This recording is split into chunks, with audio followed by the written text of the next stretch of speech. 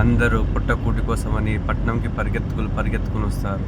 ఇక్కడ వచ్చినాక తెలుస్తుంది ఎంత పుట్ట కాలుతుందో అని. మరి బ్యాచిలర్కి అయితే మరీ ఘోరం.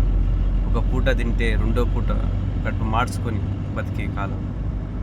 సిటీలో ఏదో పుట్టి చేద్దామని వస్తారు, ఏదో గడుపుతామని. కరెక్ట్గా రూమ్ రెంట్ కట్టుకోవడానికి తినడానికి కూడా సరిపోని డబ్బులు. హాస్టల్ ఫీజు ఏమో 6,000, లోను పోను వచ్చిపోయే ఖర్చులు 3,000, వచ్చేది 15,000. దాంట్లో 4 పండుగలు, 4 పెళ్ళిళ్ళు. ఉండే ఖర్చు మన నెల లెక్కేస్తే మళ్ళీ తిరిగా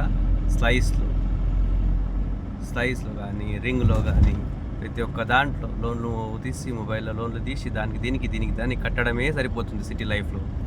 ఇక ఎన్నికేసుకోవడం అంటారా, ఇప్పుడు కుదరని పని. మా నాన్న ఏదో వచ్చి పొడి చేశారని నేను వచ్చాను, కానీ నేనేమి పొడవలేకపోతున్నాను. ఇలా రోడ్లపై తిరుగుతూ ఉన్నాను, స్విగ్గీ జొమాటో అనుకుంటాను.